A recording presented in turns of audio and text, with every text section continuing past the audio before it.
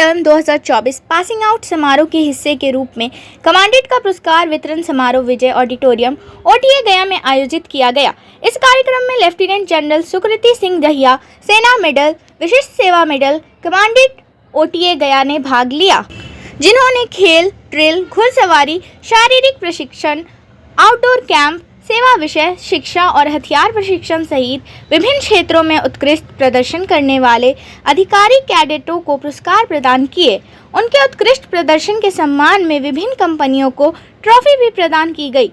उन्होंने मीडिया को संबोधन में बताया कि गया 8 मार्च 2025 को अपनी 26वीं पासिंग आउट परेड की मेजबानी करने जा रही है, जो short service commission technical entry पुरुष 72वें कोर्स और टेक्निकल एंट्री महिला 33वें कोर्स के लगभग 170 ऑफिसर कैडेट्स के कठोर प्रशिक्षण की परिणति होगी। ये जो ट्रेनिंग है OTA में वो दो अलग-अलग स्तर में होती है, जिसको फर्स्ट टर्म और सेकंड टर्म बोलते हैं।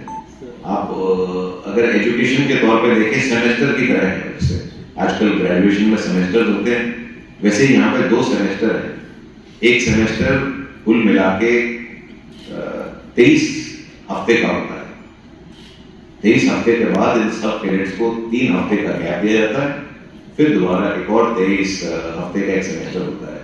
तो कुल मिला के 46 हफ्ते की ट्रेनिंग है और 49 हफ्ते मिला के हमारे पास टोटल उनकी अवधि है यहाँ रहने।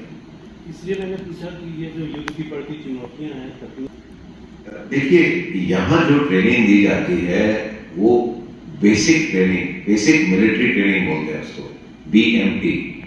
तो उन सब लोगों को सशस्त्र किया जाता है एक इन्फेंट्री प्लाटून को कमांड करने की लड़ाई में क्षमता। इसके बाद जैसे ही वो कमीशन हो जाते हैं, वो हर एक अपने अपने आर्म और सर्विस में जाते हैं। वहां जाके फिर उनकी दोबारा से एक और ट्रेनिंग शुरू होती है। जिस टास्क जो उन्हें आगे लड़ाई में करना है उसके लिए उनको स्पेशलाइज ट्रेनिंग उसके बाद दी जाती है, जो अपने आप में 6 महीने से लेके 3 साल तक की हो सकती है। तो उसमें वो जितने भी उनके निपुणता वहां हासिल करते हैं, वो उन सब कॉम्प्लेक्स चीजों को हैंडल करने के लिए। वरना यहाँ पे हमारी तैयारी सिर्फ बेसिक प्लाटून कमांड करने की।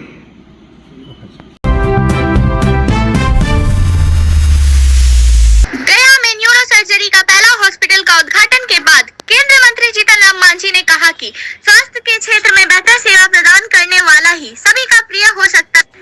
यह बातें गया शहर के अनुग्रहपुरी कॉलोनी स्थित Parmar neuro spine and dental hospital के उद्घाटन समारोह के अवसर पर कहा कि तेजस्वी यादव बिहार के मुख्यमंत्री कभी नहीं हो सकते हैं।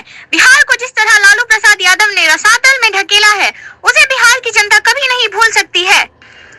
आने वाले पार्लियामेंट में भेजने वाले सब इंटेलेक्चुअल्स लोग यहाँ आए हैं, एकत्र सब लोगों से हमसे दर्शन करा दिए। हम सब लोगों का दर्शन पा करके धन्य हुए हैं, इसलिए आपके प्रति आभार व्यक्त करते हैं। रही बात जो आजकल हमारे न्यूरो का और स्पाइन का और डेंटल का, ये तीनों बीमारियां ऐसी हैं जो क्या कहा जाए, उसको महामारी का रूप धारण कर लिया है। आज के खान पान में बिगाड़, वैश्विक उष्णता के चलते, प्रदूषण के चलते बहुत तरह की दिक्कतें हो रही है।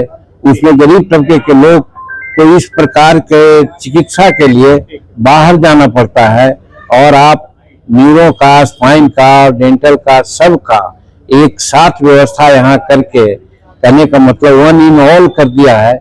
इसलिए इनको बहुत बहुत आभार व्यक्त करते हैं, और हम समझते हैं कि गया ऐसा शहर में इस प्रकार का क्लिनिक, इस प्रकार का अस्पताल होना बहुत आवश्यक है, क्योंकि गरीब तबके के लोग और साधारण तबके के लोग को पटना जाना, दिल्ली जाना और जगह जाना थोड़ा सा दुश्वार होता है। वैसी परिस्थिति में यहाँ पर यह सुविधा दे देना भी बहुत मानव कल्याण की बात हुई है, इसलिए इनको आभार व्यक्त करते हैं। यादव की लोकप्रियता बढ़ाई गई है, मुख्यमंत्री नीतीश कुमार की जो लोकप्रियता है उसकी घटाई गई है। वहीं इसी वोटर के सर्वेक्षण के हिसाब से लालू यादव ने कल जहानाबाद में बयान दिया कि अगला मुख्यमंत्री जो होंगे बिहार के तेजस्वी यादव होंगे।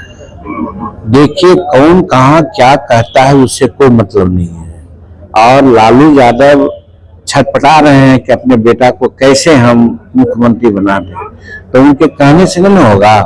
2004 के पहले लालू यादव बिहार को बहुत कल्याण कर दिए, सब कोई जानता है। आज भी जानता है कि उसके वर्कर जो है समूचे बिहार में गरीब लोगों को जो जमीन दी जाती है, चाहे आवास का हो या खेती करने लायक हो, उस जमीन के 70-80% पर अतिक्रमण उन्हीं का है।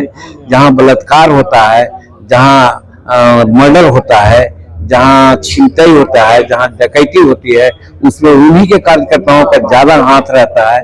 बिहार की जनता इतना कमजोर दिमाग का है, सब लोग समझते हैं। हजारों कह लें, वो स्वप्न है, दीवा स्वप्न है, कभी बिहार के मुख्यमंत्री वो नहीं हो सकते हैं। बिहार में मुख्यमंत्री का पद खाली नहीं है। नीतीश कुमार और नरेंद्र मोदी जी के जुगल जोड़ी में बिहार में डबल इंजन की सरकार चल रही है। हर दृष्टिकोण से बिहार आगे बढ़ रहा है, देश आगे बढ़ रहा है। तो बिहार की जनता हर तरह से ठीक है। गया में भी आपने देखा कि गया में चुनाव हुआ, हमको जिताने का काम आप लोगों ने किया, गया की जनता किया।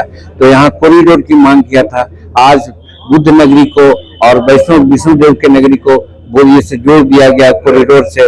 और आप समझते हैं कि जो कलकत्ता से और अमृतसर से जो एक्सप्रेस वे जा रहा है, फिर आपको बक्सर से वैशाली का एक्सप्रेस जा रहा है, उसका जंक्शन पॉइंट डोभी और गया के बीच में है, इसलिए इंडस्ट्रियल कॉरिडोर भी बना दिया गया है।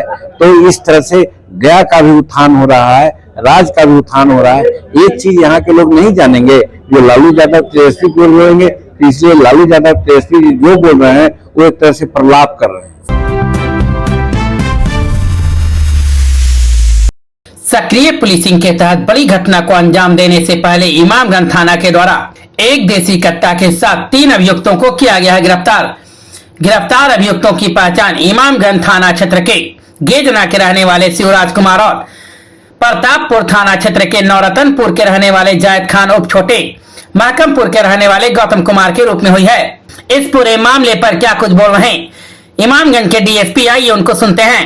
दिनांक 3/3/2025 संध्या तकरीबन 5:30 बजे इमामगंज थाना को सूचना प्राप्त हुई कि इमामगंज थाना क्षेत्र के लोधिया विनायका के पास कुछ अपराध कर्मी एकत्रित हुए हैं और ऐसा प्रतीत होता है कि कुछ बड़ी घटना को अंजाम देने वाले हैं।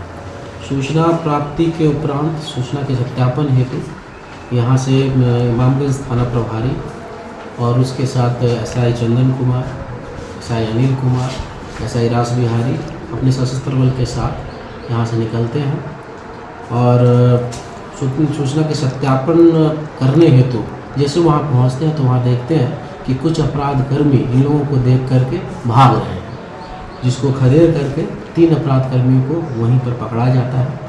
जब पकड़ाने के उपरांत जब उनकी तलाशी ली जाती है तो एक अपराधकर्मी के पास एक देसी कट्टा भी प्राप्त होता है।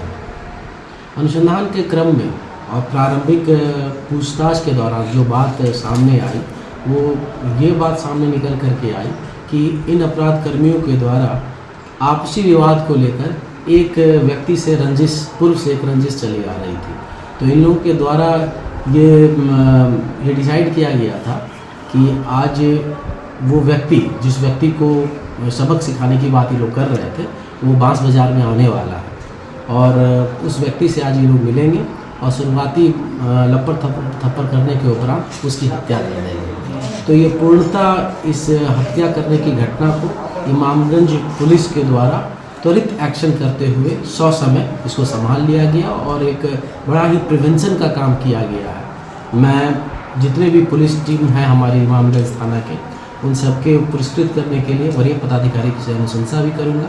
आगे की कार्रवाई हम लोग कर रहे हैं। जो 3 लोगों के अलावा जो 2-3 और अन्य लोगों की बात सामने आई है उन लोगों का आपराधिक इतिहास भी हम लोग तलाश किए हैं। उन लोगों का आपराधिक इतिहास है और जो पकड़ाए लोग हैं उन लोगों की भी आपराधिक इतिहास हम लोग दिखवा रहे हैं।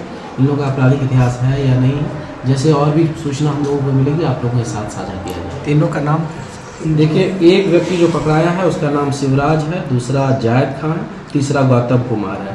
3 शिवराज कुमार जो है वो इमामगंज थाना का ही है, जायद खान वो नवरत्नपुर का है और गौतम जो है वो प्रतापपुर का रहने वाला है।